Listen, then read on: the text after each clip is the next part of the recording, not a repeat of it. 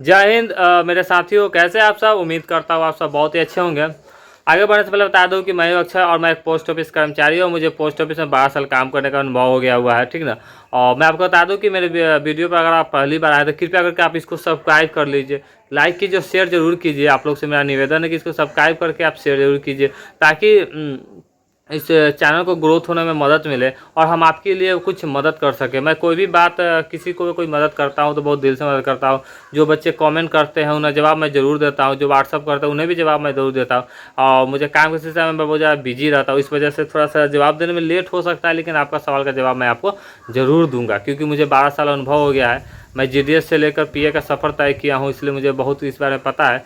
चलिए आज का जो हम टॉपिक पे बात करने वाले हैं कि देखिए जीडीएस एबीपीएम बीपीएम का कैसे शोषण हो रहा है। मैंने पिछले वीडियो में बताया था, अगर आपने नहीं देखा था इससे पहले वाला वीडियो जाइए देखिए कि एबीपीएम बीपीएम का जब वो नए नए जब ज्वाइनिंग करेंगे, ये जो पहले से ज्वाइन कर रहे हैं उनके साथ कैसा व्यवहार हो रहा है और काम का क्या प्रेशर है, उस सब चीज़ के बारे में डिटेल्स बताया। उस वीडियो को आप जाकर जरूर देखें, ठीक ना। उससे इसी के वीडियो के जस्ट नीचे वाले वीडियो में वीडियो डाला हुआ है। चलिए हम आगे बढ़ते हैं कि आज का जो मेन टॉपिक है कि देखिए जीडीएस का ज्वाइनिंग कब होगा। मेरे कमेंट में सबसे ज़्यादा जो मैसेज यही आता है कि जीडीएस का ज्वाइनिंग कब होगा। देखिए मैं आपको पहले भी बता दूं कि जीडीएस का ज्वाइनिंग का जो प्रक्रिया टोटली जो प्रक्रिया होता है एएसपी एबीपीएम के लिए एएसपी और बीपीएम के लिए एसएसपी के पास होता है। आपका डॉक्यूमेंट वेरिफिकेशन हो गया, फर्स्ट डीबी सेकेंड डीबी अगर हो गया है ना, और आपका 20-25 दिन अगर बीत गया सेकेंड डीबी का भी, अगर आपका ज्वाइनिंग लेटर चाहे ट्रेनिंग लेटर आपको नहीं दिया जा रहा है, तो आप एक ही वो काम कीजिए कि आप जाइए अपने एएसपी एसएसपी से मिलिए और बात कीजिए और उनसे पूछिए कि सर आखिर में मेरा ज्वाइनिंग कब होगा, मेरा काम कहाँ तक बढ़ा हुआ है, क्योंकि इस सारा का सारा पावर जो होता है उन्हीं के पास होता है। हाँ, ऊपर से जो डीके त्रिपाठी जो जीडीएस के एडीजी है, जो असिस्टेंट डायरेक्टर है जनरल, जो डीके त्रिपाठी है, उन्होंने ऑर्डर ऑलरेडी पहले रिलीज कर दिया गया है कि जून में आपको सारे बच्चे को ज्वाइनिंग करा देना है, ठीक ना। लेकिन उनका जो ऑर्डर जो होता है ना, वो एएसपी एसएसपी को दिया जाता है, ठीक है ना। उन्हें बता दिया जाता है कि आप बच्चे को ज्वाइनिंग कराइए। लेकिन जीडीएस का जो नौकरी है ना, वो सबसे शोषण युक्त नौकरी है। इस वजह से जो होता है जीडीएस में बहुत ज़्यादा शोषण होता है। जीडीएस का डिपार्टमेंट में आप ज्वाइन कीजिए तो सबसे निचला कर्मचारी होने से उनका कोई वैल्यू नहीं है। इस वजह से उनका ज्वाइनिंग जो होता है एबीपी एएसपी जो होते हैं एसएसपी होते हैं जल्दी करना नहीं चाहते हैं, उन पर प्रेशर बनाइए। आपका अगर सेकेंड डीबी फर्स्ट और सेकेंड डीबी अगर हो गया है ना, तो मैं आपको बताऊँ कि अपने आप जाइए एसएसपी एसपी से बात कीजिए, उनसे पूछिए कि सर मेरा काम का प्रक्रिया कहाँ तक बढ़ा, मेरा ज्वाइनिंग कब तक होगा, क्या है नहीं है, उससे डिटेल आकर बात कर सकते हो, कोई दिक्कत नहीं। अगर आप सही है तो, अगर फेक सर्टिफिकेट वाले है तो आप मत ही जाइए तो बेहतर है। चलिए ये तो बात आपको बता दी कि आपका ज्वाइनिंग कब तक होगा। ज्वाइनिंग का ऑर्डर ऑलरेडी आ चुका है कि जून में सबको करा देना है, लेकिन फिर भी आपका डीबी सेकेंड जो थर्ड लिस्ट का जो बात है, अगर उसका सेकेंड डीबी हो गया हुआ है तो आपने जाइए एएसपी से बात कीजिए। बहुत सारे बच्चे का ज्वाइनिंग हो रहा है, हमारे कमेंट में आता है सर मेरा ज्वाइनिंग हो गया है, मेरा ज्वाइनिंग लेटर आ गया है, और किसी का नहीं आया तो जाइए अपने एएसपी से बात कीजिए। सही है, इसके अलावा कोई दूसरा उपाय नहीं है।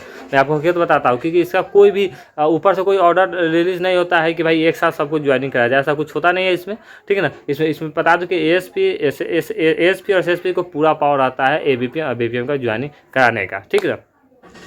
अब हमको बात हम बता रहे हैं कि देखिए एएसपी और एबीपीएम बीपीएम का शोषण जीडीएस में आखिर क्यों ज़्यादा होता है। अभी भी नया नया एक सर्कुलर इश्यू हुआ है कि एमएससी महिला समान समृद्धि एक योजना आई है पोस्ट ऑफिस में, जो सिर्फ पहले सब ऑफिस को खोलना था, अब है कि बीपीएम को भी को एबीपीएम को भी इस खाता को खोलना है। देखिए ये खाता क्या है, एक तरह से फिक्स डिपॉजिट है। MSSC महिला समान समृद्ध सर्टिफिकेट जो है एक तरह का फिक्स है, जो 2 लाख रुपया मैक्सिमम रख सकता है। लेकिन सबसे ज़्यादा बात है कि इस पर भी अब डिपार्टमेंट जीडीएस पर प्रेशर बना रही है कि आपको MSSC का खाता खोल कर देना है। तो भैया ये कोई आरडी है नहीं कि भाई 500 खाता खोलना है तो 5 खाता खोल दे ना, ये फिक्स है। और फिक्स नहीं अगर कोई करेगा तो किसी से आप जबरदस्ती फिक्स नहीं करा सकते। फिर भी ऊपर से प्रेशर दिया जा रहा है कि आप इसको जल्द से जल्द खोलिए।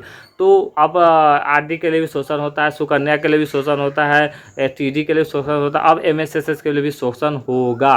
तो जीडीएस बहुत सारे परेशान हो जाते हैं कि सब कुछ मेरे ऊपर क्यों है। मैं आपको बताता हूँ जीडीएस का थोड़ा सा मैं आपको हिस्ट्री बताता हूँ। देखिए जीडीएस का जब डिपार्टमेंट में जब जीडीएस को लाया गया था तो पहले इसको कमीशन बेस पर इसको रखा गया था। कमीशन बेस पर रखना है कि आप जितना काम कीजिएगा उतना आपको तनख्वाह दिया जाएगा। लेकिन कुछ बीते साल में जब इसका जीडीएस का जनसंख्या बढ़ा तो इन्होंने आंदोलन किया। आंदोलन करने के बाद इसको परमानेंट कर दिया गया। परमानेंट मतलब 60 साल 65 साल तक नौकरी कर दिया गया, लेकिन उसको पूर्णतः सरकारी घोषित नहीं किया गया। इसलिए आपको 4 घंटा का तनख्वाह दिया जाता है। वर्कलोड के हिसाब से 5 घंटा भी रहता है, लेकिन 5 घंटा बहुत कम जगह बच गया, अधिक जगह 4 घंटा ही जीडीएस का जो तनख्वाह दिया जाता है। इसलिए आपको, और आपको नहीं पता है कि आपको 4 घंटा कब कब काम करना है, तो मैं आपको बता दूँ कि 4 घंटा में 2 घंटा सुबह, किसी को 10 से 12 होता है, किसी को 11 से 1 होता है, वो आपके आईआर रिपोर्ट में लिखा रहता है, ठीक है ना। इसमें बता दो किसी को 10 से 12, और फिर शाम पर जो होता है 3 से 5, 3 से 5, तो 2-2 घंटा सुबह, 2 घंटा शाम पर आपको काम करना है। इस तरह से ऑन पेपर बताया गया हुआ है, लेकिन जो भी जीडीएस में काम करते हैं उन्हें पता होगा कि 4 घंटा सिर्फ करने के लिए लेकिन लग जाता है दिन भर। लेकिन क्या कीजिएगा, ये जो नियम है शुरू से बनता हुआ आ रहा है, तो इस पर कोई बदलाव होने की उम्मीद है नहीं। अब हम बात कर लेते हैं कि जीडीएस का शोषण क्यों होता है। तो बता दें कि पहले शुरू में जो सबसे पहले जब आया था ये जो हम लोग को बताया जाता है, जब ट्रेनिंग आप करिएगा तो उसमें बताया जाता है कि पहले कमीशन बेस पर था, उसके बाद इसको परमानेंट किया गया। पहले 1000-2000 तनख्वाह था। इस 5th पे कमीशन आया, उस पर से इसका तनख्वाह थोड़ा सा 10,000-12,000 हो गया, नहीं तो मैक्सिमम इसका तनख्वाह 5,000 हुआ करता था, ठीक है ना। तो इस तरह का जीडीएस का जो हिस्ट्री है मैं आपको बता दिया हूँ। जीडीएस का नौकरी में अब बहुत सारा अब स्कोप हो गया। आप ज्वाइन कीजिएगा तो आप बीते 5 साल में आगे बढ़ जाएगा। अगर टैलेंट है तो आप डिपार्टमेंटल हो जाइएगा, क्लर्क हो जाइएगा। तो आपको क्लर्क होने के बाद आपको तनख्वाह, शुरुआती तनख्वाह आपको 36-40 हज़ार के आसपास से शुरू हो जाएगा।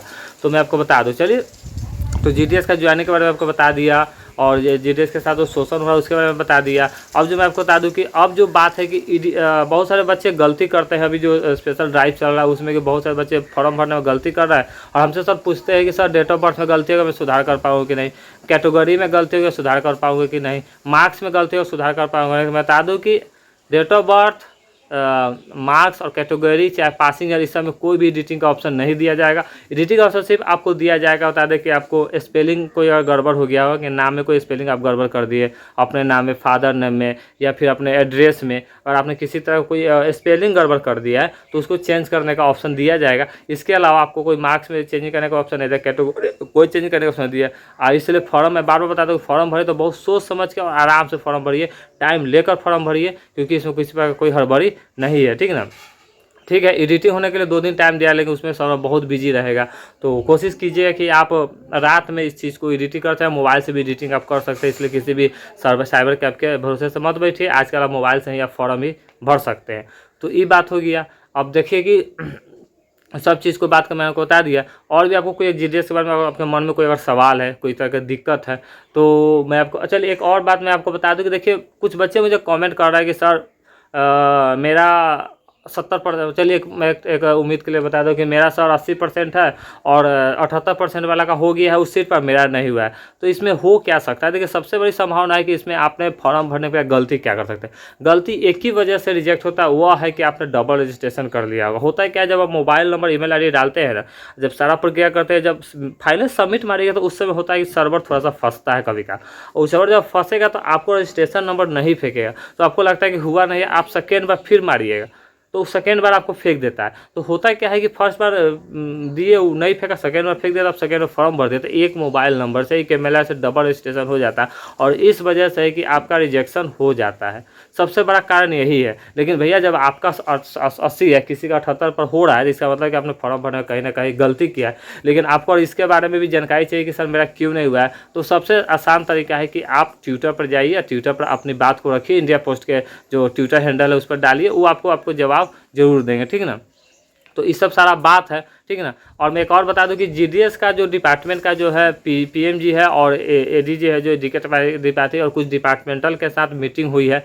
आज शनिवार है, मीटिंग हो रही है, मीटिंग शुरू है, 9 बजे से मीटिंग शुरू हो गई है। तो उस मीटिंग में क्या निकलता है, मेन मुद्दा है कि इसमें रिक्वायरमेंट के रूल्स में कुछ चेंजिंग होने का, उसमें रिक्वायरमेंट में कुछ चेंज होगा, क्या पास होता है, क्या रिजल्ट होता है, कैसा सर्कुलर पास होता है, तो मैं आपको वीडियो के माध्यम से बता दूंगा। तब तक हमारे साथ बने रहिए, और मेरे वीडियो को अगर अंत तक आपने देखा तो दिल से बहुत बहुत धन्यवाद है। आप मेरे चैनल को सब्सक्राइब कर लीजिए, लाइक कीजिए, शेयर कीजिए। तब तक अपना ख्याल रखिए, मस्त रहिए एंड व्यस्त रहिए। जय हिंद।